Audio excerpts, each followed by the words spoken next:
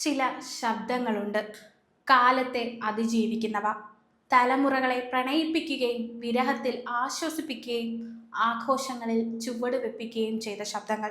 അങ്ങനെ ഒരു ശബ്ദത്തിൻ്റെ ഉടമയായിരുന്നു ആശാ ഭോസ്ലെ. 8 പതിറ്റാണ്ടിലേറെയായി ഇന്ത്യൻ സംഗീത ലോകത്ത് നിറഞ്ഞു നിന്ന ഈ അതുല്യ പ്രതിഭ തൻ്റെ അവസാന ശ്വാസം വരെ സംഗീതത്തോടുള്ള അടങ്ങാത്ത അഭിനിവേശം കൊണ്ട് നമ്മെ അത്ഭുതപ്പെടുത്തി. ലതാ മങ്കേഷ്കറുടെ സഹോദരി എന്നതിലുപരി സ്വന്തമായൊരു സംഗീത സാമ്രാജ്യം കെട്ടിപ്പടുത്ത ഈ ഇതിഹാസത്തിൻ്റെ സിനിമയെ വെല്ലുന്ന ജീവിതകഥയിലേക്ക് ഒരു തിരിഞ്ഞുനോട്ടമാണിനി. നിന്റെ ശബ്ദം ലതാദീദിയെ പോലെ ആകില്ല എന്ന് നിരന്തരം കേൾക്കേണ്ടി വന്ന ഒരു പെൺകുട്ടി 16-ാം വയസ്സിൽ പ്രണയത്തിനു വേണ്ടി കുടുംബത്തെ ഉപേക്ഷിച്ച് പിന്നീട് അതേ ബന്ധം തകർന്നപ്പോൾ 3 മക്കളുമായി ജീവിതം എന്ത് ചെയ്യണമെന്നറിയാതെ പകച്ചു നിന്നൊരമ്മ. അവിടെ നിന്നും ലോകം മുഴുവൻ ആരാധിക്കുന്ന 10,000-ത്തിലധികം ഗാനങ്ങളിലൂടെ തലമുറകളുടെ ഹൃദയത്തിൽ ഇടം പിടിച്ച ആ ശബ്ദമായി അവർ മാറിയതിനു പിന്നിൽ കണ്ണീരിൻ്റെയും കഠിനാധ്വാനത്തിൻ്റെയും ഒരു വലിയ കഥയുണ്ട്. 1933 സെപ്റ്റംബർ 8-ന് സംഗീതം സിരകളിലോടിയ മങ്കേഷ്കർ കുടുംബത്തിലായിരുന്നു ആശയുടെ ജനനം. അച്ഛൻ ദീനാനാഥ് മങ്കേഷ്കറുടെ പാത പിന്തുടർന്ന് അവളും സംഗീത ലോകത്തേക്ക് വളരെ ചെറുപ്പത്തിലേ കാലെടുത്തു വെച്ചു. 10-ാം വയസ്സിൽ മാച്ചാബാൽ എന്ന മറാത്തി സിനിമയിൽ പാടിക്കൊണ്ടായിരുന്നു അരങ്ങേറ്റം. എന്നാൽ അവർക്ക് മുന്നിലുണ്ടായിരുന്നത് ഒരു ഹിമാലയമായിരുന്നു. സ്വന്തം സഹോദരി ഇന്ത്യയുടെ വാനമ്പാടി ലതാ മങ്കേഷ്കർ. ലതയുടെ ശബ്ദവുമായി നിരന്തരം താരതമ്യം ചെയ്യപ്പെട്ടും പലപ്പോഴും അവസരങ്ങൾ നിഷേധിക്കപ്പെട്ടും ആശയുടെ തുടക്കം പ്രതിസന്ധികൾ നിറഞ്ഞതായിരുന്നു. പക്ഷേ ആ നിഴലിൽ ഒതുങ്ങിപ്പോകാൻ അവർ തയ്യാറായിരുന്നില്ല. വ്യക്തി ജീവിതത്തിലും ആശയ്ക്ക് കൊടുങ്കാറ്റുകളെ നേരിടേണ്ടി വന്നു. തന്നേക്കാൾ 15 വയസ്സ് മുതിർന്ന ഗൺപത് റാവു ഭോസ്ലെയുമായി 16-ാം വയസ്സിൽ അവർ പ്രണയത്തിലാവുന്നു. വീട്ടുകാരുടെ എതിർപ്പിനെ മറികടന്ന് വിവാഹം കഴിക്കുകയും ചെയ്തു. എന്നാൽ ആ ബന്ധം അധിക നാൾ നീണ്ടു നിന്നില്ല. 3 കുട്ടികളുമായി ഒറ്റയ്ക്ക് ജീവിതം മുന്നോട്ട് കൊണ്ടുപോകാൻ അവർ നിർബന്ധിതയായി. ഒരു വശത്ത് കുടുംബം പുലർത്താനുള്ള നെട്ടോട്ടം, മറുവശത്ത് സംഗീത ലോകത്ത് സ്വന്തമായൊരു ഇടം കണ്ടെത്താനുള്ള പോരാട്ടം.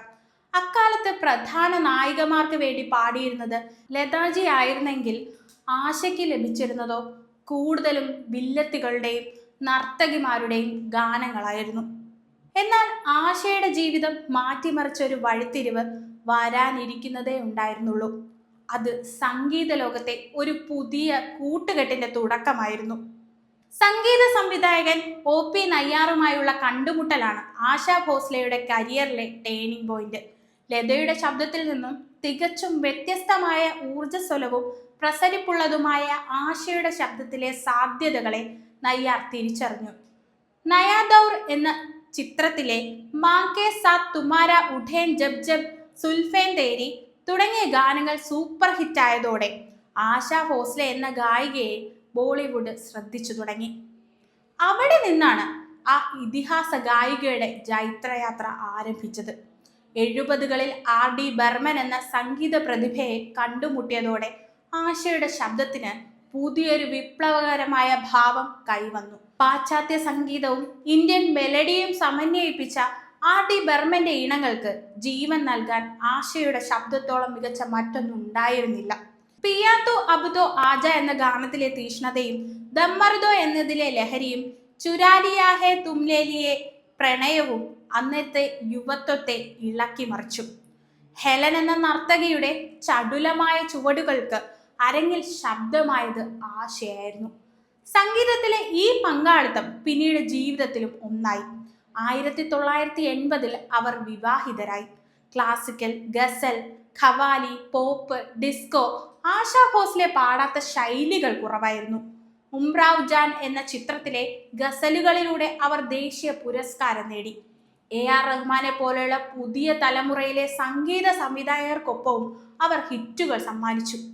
ദാദാ സാഹിബ് ഫാൽക്കെ അവാർഡും പത്മവിഭൂഷണും എന്നിവ നൽകി രാജ്യം അവരെ ആദരിച്ചു. തന്റെ 90-ാം ജന്മദിനത്തിൽ ദുബായിൽ 3 മണിക്കൂർ നീണ്ട സംഗീത പരിപാടി അവതരിപ്പിച്ചുകൊണ്ട് സംഗീതം തൻ്റെ ജീവശ്വാസമാണെന്ന് അവർ ലോകത്തോട് ഒരിക്കൽ കൂടി തെളിയിച്ചു.